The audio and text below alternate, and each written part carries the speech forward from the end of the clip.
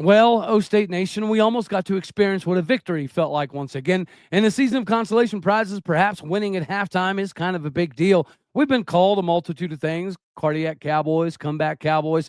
I'm wondering now if this season, though, isn't the three-quarter Cowboys show.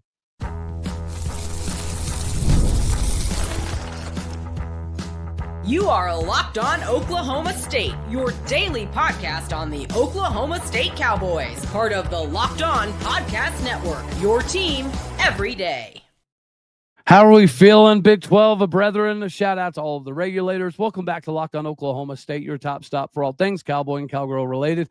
My name is Cody Stovall. I want to thank you kindly for stopping by to make this your first listen. We're available on all of your podcasting platforms, visually as well on YouTube. Find me personally on X at All Day O State. Today, we're partially brought to you by Game Time Tickets. Make sure that you download the Game Time app and get squared away. Create an account. Use a code Locked On College, all one word, for $20 off your first purchase. Go get squared away with Game Time Tickets today. Meanwhile, we get squared away with this experience that we almost got to have. For the first half, we were the better football team against UCF in the bounce house. It felt like that redemption arc was actually going to come to fruition, yet somehow the offensive creativity in the first half completely dissipated in the second half. You do have to give credit to UCF's defense coordinator. He was able to make some adjustments in the second half, which is precisely why we didn't really get to see a lot of offense in the second half. Another issue, obviously, was that Rodney Fields started the game very hot, and then the second half, he seemed to have a little bit of a lingering issue injury-wise that prevented him from really carrying the load for the rest of the game. We're going to talk about some of the individual performances, but collectively speaking, when we're looking for something to gear towards a positivity angle, it has to be the fact that we're the three-quarter Cowboys this season. And I do think that it is important if you can get the core nucleus guys to kind of stick together and understand what the foundation is supposed to be. This team clearly is getting better, right? There's enhancements on the offensive line. The front seven's continuously shown signs of improvement. The back end, although they did get cooked a little bit in this ball game, by and large, you have seen improvements. You've seen improvements at a lot of different positions across the board. So in a season of consolation prizes, I think that it's kind of, fun to view the fact that we can compete for three quarters now.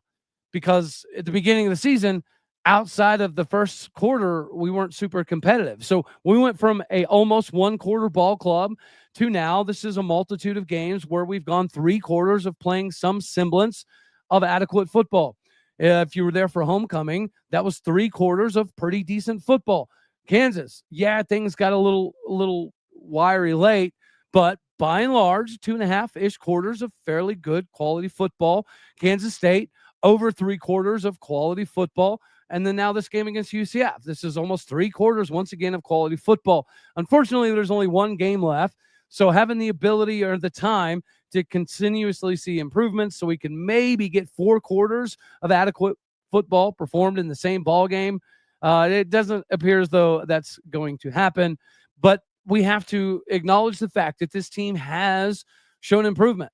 The fact that you've gone from an offensive line issue to a musical chairs rendition of that, including playing some of the younger guys that were third or fourth string when the season started. You have to feel some type of way about the enhancements in the offensive line room, whether it's Grant Gardner or Andrew Mitchell or Cooper Bassett. If it's a combination of all three, that position group has gotten better, and it's been a mixing bag of different players here and there that they've had to kind of implement. We've seen Jacoby Sanders move everywhere but the position that he's actually been playing for the last 2 years. You're seeing Grant Sigren go from one side to the other side. Same thing with Nuku Mafi. Started the season on the left side, has had to gravitate more toward the other side. And the improvements are very visible, right? Coming into this last few games of the season, we didn't see any participation from the wide receiver room. At least recently, we've seen a little bit of emergence from Shamar Rigby.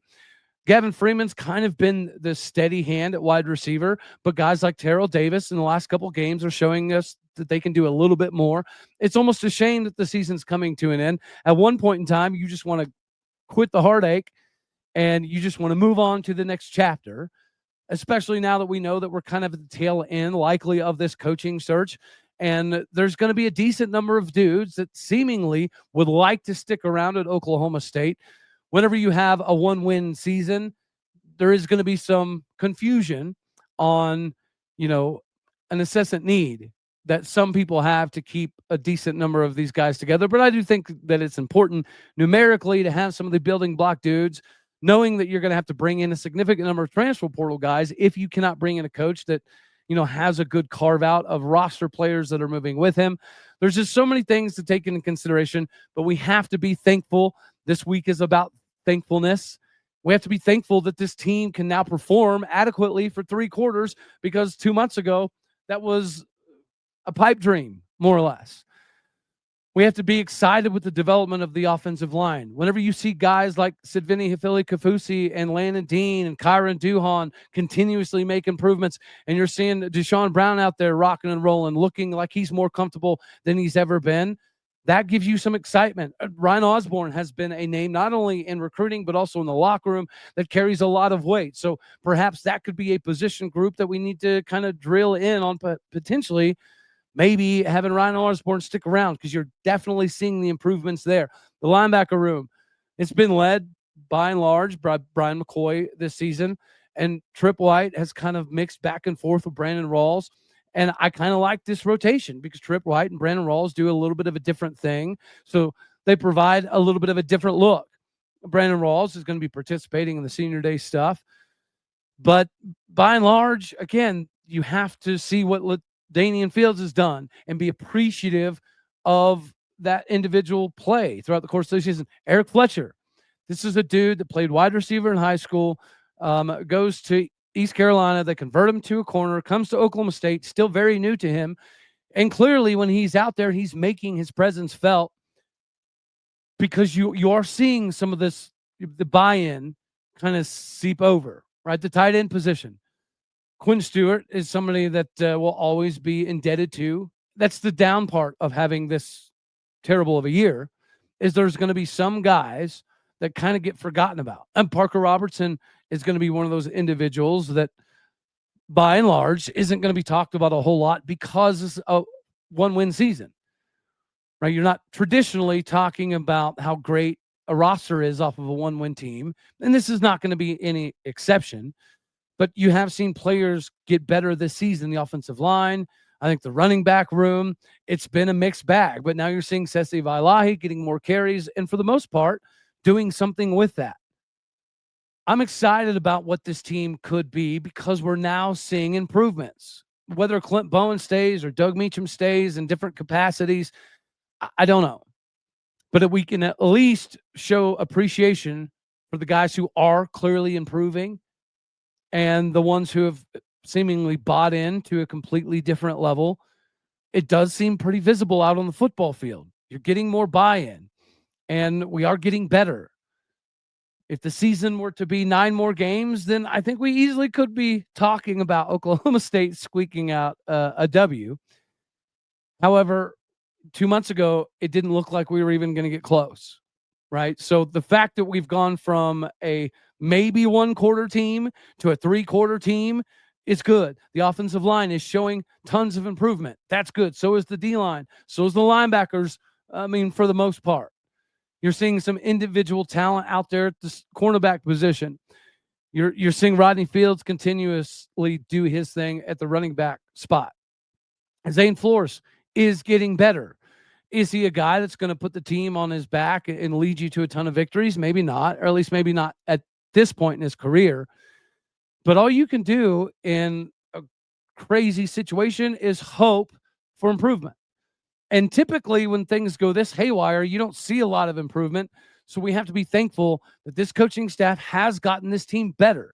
Is it good enough to be competitive for 4 quarters? Obviously not quite there yet, but it's about baby steps. And the offensive line, the defensive line, the front 7, the 3 quarters worth of somewhat competent football, it's encouraging. It does give you at least something to look forward to next week, right? We could have strung together a better second half and maybe beat KU. We should have done something from a creativity standpoint. Perhaps their at the latter half of the K-State game to win that game. We could have won this game. That's a few games in a row that we can at least now say, well, we're getting there. If there is just a victory, we're getting there. We may be running out of time, but I still think that there's a lot to be thankful for. And the fact that we can now be a competitive team for 3 quarters, that's the consolation prize. That's it. We made it. We have arrived.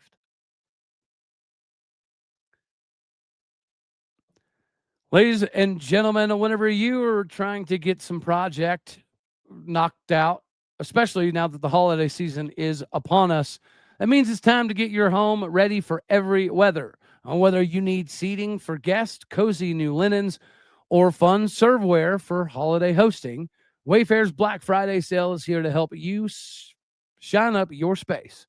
And the best part, you don't have to wait. Wayfair's Black Friday deals are happening all month long with up to 70% off everything from sofas to spatulas.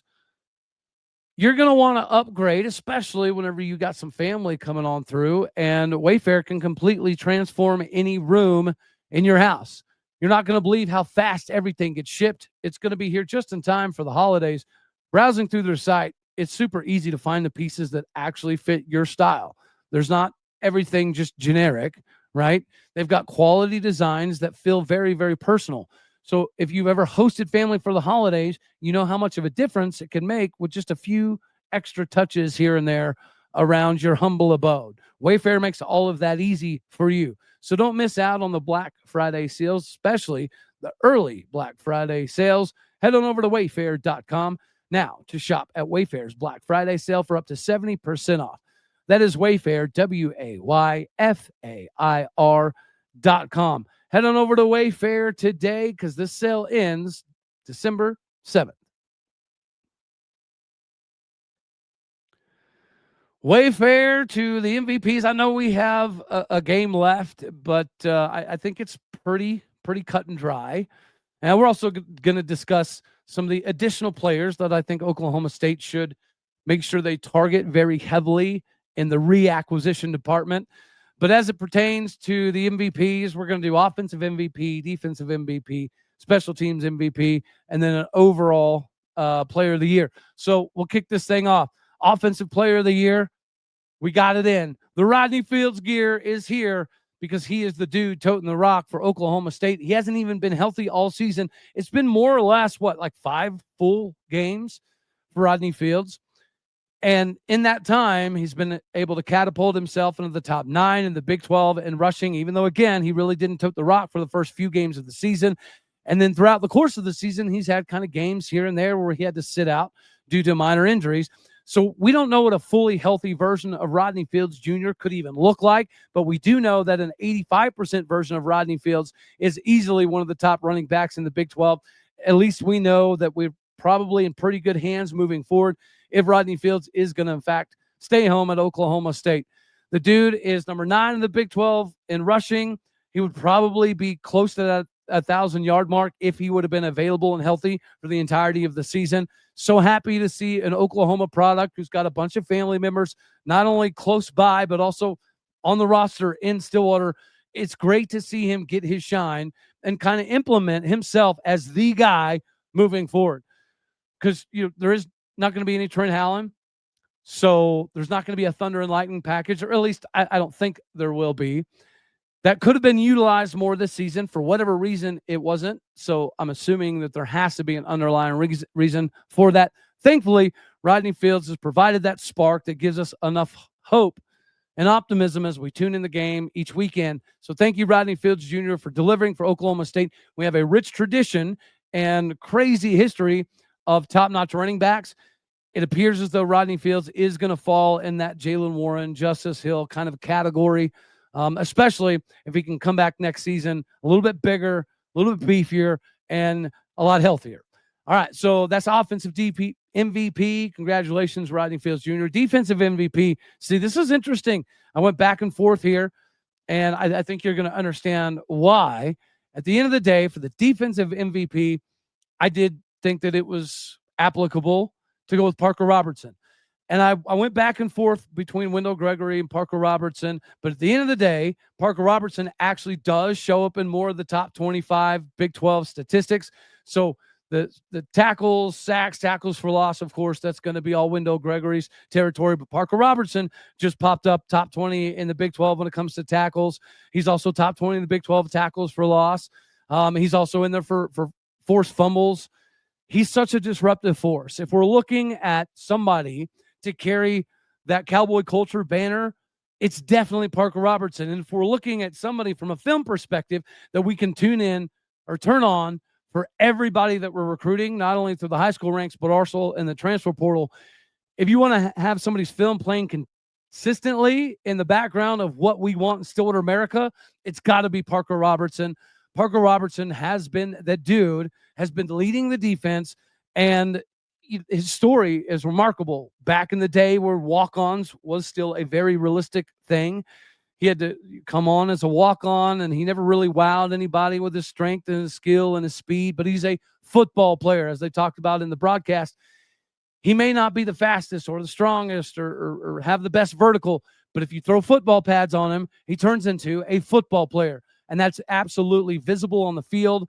It's a darn shame that sometimes we get so wrapped up in, the metrics, and we forget that they still have to have that tenacity, that willingness to stick their nose in no matter what's going to happen to them physically just to try to make something happen. Parker Robertson is one of those few dudes that are still hanging on to that old school past that we know and love oh so well.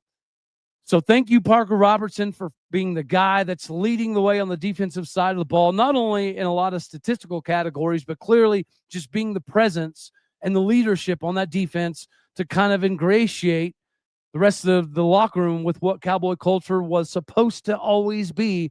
It's supposed to look like Parker Robertson. And then the special teams, I do know that Logan Ward does get to kick a significant amount. And defensively, we've had some guys step up and make some pretty nice tackles. I guess Moon is one of those. Gunnar Wilson is definitely going to be one of those. But I think that you got to go with Wes Paul. I think he's leading the big. He's either number 1 or 2 in the Big 12 in punting yards, like 2,800 yards. Yes, I do know that we do punt a lot, but part of that is flipping field position, and he's been remarkable at flipping field position, number 2 in the Big 12, and that his net punting has been not only adequate, but it's been something that has allowed Oklahoma State defenses to stay in games a little bit longer. So Wes Paul has definitely been a weapon at Oklahoma State this season. It's not a weapon that you want to utilize this much, because traditionally, if you're utilizing your punter to this degree, it's because your offense isn't very good. And unfortunately, for most of this season, we know what our offense has looked like, and categorically, it has just not been very good. But nonetheless, you can still have a punter that gets a lot of punts that doesn't do a lot with them. That's not the case for Wes Paul. And, we talked earlier this season how it made sense that at some point in time, the special teams was going to become a little bit of a factor. I didn't think that our punter would factor into that. But, number 2 in the Big 12 at 46.5 on his net punting.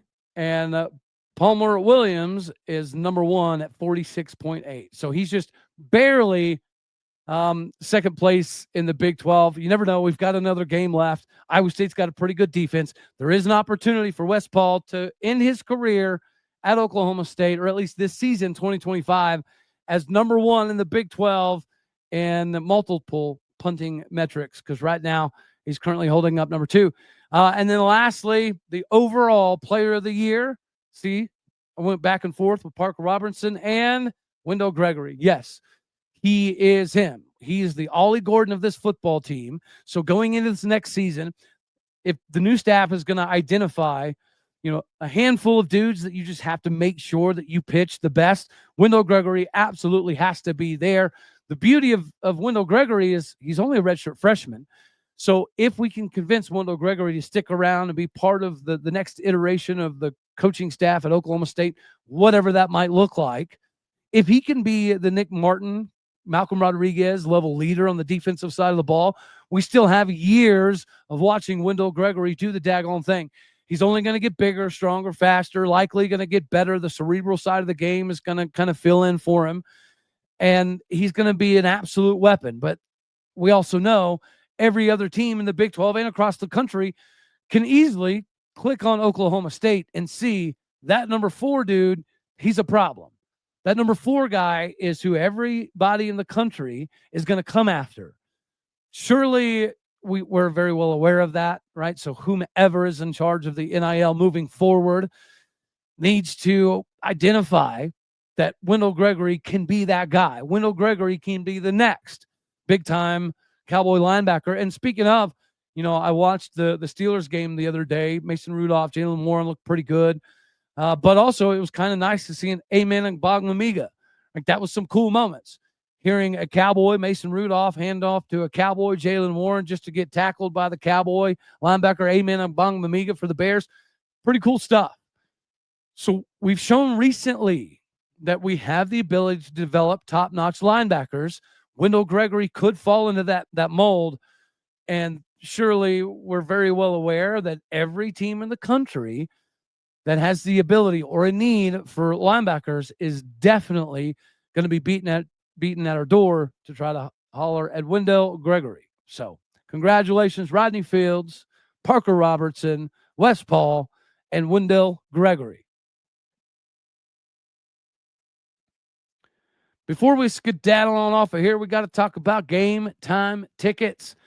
You all know college football season is the best. It's the most exciting. The tailgates, the rivalries, the energy in the stands. But sometimes it's actually more difficult to see the tickets than it is to watch your team try to struggle. Whether it be the endless waiting, hidden fees, prices jumping at checkout. If you're not rocking with Game Time, a lot of things are going to feel like a struggle. This is why you have to use Game Time, the app that gives the advantage back to the fans. It's the easiest way to score last-minute tickets at the best prices with no surprise fees. What you see is what you're going to pay. The app naturally makes it so super simplistic that you can even see the exact view from your seat before you purchase. You're going to love the zone deals. Pick the section, Game Time picks the seats, and you get to save the big bucks. Honestly, it's faster, cheaper, and less stressful than any other way you can buy tickets. So take the guesswork out of you buying tickets with Game Time. Download the Game Time app, create an account, and use the code LOCKEDONCollege, all one word, for $20 off your first purchase. Terms apply, but again, create that account, redeem that code, LOCKEDONCOLLEGE, for $20 off. It's simple. You swipe, tap, ticket, go to download Game Time tickets today. We are seemingly reaching the end of the runway when it comes to the coaching search. And yes, Virginia Tech seemed to get out a little bit earlier than we did. It is kind of crazy to think that Franklin, if he did tell Oklahoma State no, would think that Virginia Tech would be a better job. As crazy as I think that is, it still may very well be. However, 247 just put out an article talking to Chad Weiberg, and I wanted to hit some of it here. So yeah, it's been kind of crazy. One of the things that Weiberg just recently told the Oklahoman is, I feel good about our ability to do that at this point as it pertains to finding a new coach. He continues to say the process is moving. We knew that this would be how it would shape up. There would be openings that occurred, that there would be a lot of dominoes that would start falling. At some point, it'll be interesting to see how overall it all plays out. But I feel good about where we are. I feel like our job was well positioned and viewed well in the market, and that has proven out. We've had a lot of really good interest in our job, and it has stayed that way throughout the search. So I feel really good about that. It's hard to know when asked about Lane Kiffin complicating the coaching search. He said it's hard to know because nobody knows what he's going to do. I guess one way or another, it's a domino. But it's really hard to get a read on what that could do and what kind of impact it would have on us all. Either I can't read or this is a bunch of run-on sentences. Basically, Chad Weiberg is saying that he's not worried about the coaching search because we've had several big-time candidates either reach out to us or, reciprocate interest, whether it be an entry-level conversation with John Gruden or some of the more enhanced conversations with the Gus Malzahn. We are attracting some of the top talent, and I think that one of the biggest reasons that we decided to name the firing so early was so we could get a jump start on it. Because right now, of all the schools in the country that are going through the same things and likely fighting for some of the same coaches, Virginia Tech is already on the ball, and they fired their coach after us. So now that Virginia Tech seemingly knows what direction they're going, they can literally hit the ground running. So while everybody else is preparing for bowl games and playoffs and conference titles and this, and that, and the other, hopefully this timeline is sticking to what the recruits were told, because that means we could be celebrating a name as early as this Thanksgiving. Worst case scenario, I think that we're kind of at the tail end of it. I would imagine that we're probably already close to done with somebody, and that name continues to kind of float around. It might be Eric Morris. It might be Alex Golesh. It might be Colin Klein. But we don't know exactly who it's going to be just yet. However, it is nice to know that we're likely coming to an end, and we could have a decision within the next week and a half, 2 weeks. I mean, at least behind closed doors, because they're going to have to, kind of shift. What is the conversation going to be like with recruits now? Because that time frame that they were anticipating some news is here. So we've naturally got to be doing something in the conversational realm in regards to telling guys that, hey, hang on another week, another few days. And I'm excited, right? Whether it be Eric Morris or Alex Golesh or even I think a GJ Kinney would be great. I think Kane Womack would be a pretty good option, especially if he can bring a couple handfuls of recruits and guys with him that have tons of talent, but maybe just aren't seeing a lot of playing time right now at Alabama. Zach Robinson is still a pretty decent choice. At the end of the day, I just hope that we get it done in the next few days, so that way we don't have to, sift through the craziness with all of the bowl games happening without having a good idea of how Oklahoma State is going to attack the transfer portal and recruits and retention of this roster moving forward. Anywho, that's all we're going to have for this one right here. Stay tuned. Next time, we're going to discuss the other players. So we discussed the top 20, according to PFF, that should be returning or hopefully will be returning. Next episode, we're going to cover about 20, 25 more dudes that I think Oklahoma State should hammer home on. Until then, all right, y'all. I love you. God bless. Go Pokes. Thank you for tuning in to make this your first listen here in Locked On Oklahoma State. You could be anywhere. So happy you choose to be here. Do me a favor, hit the like button if you liked it, dislike if you didn't. That's okay too. More importantly, share, comment, and subscribe. My podcast and people out there, you're everything that makes this work. I appreciate what you do. Go do what you do.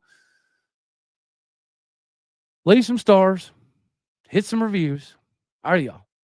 Later, my taters.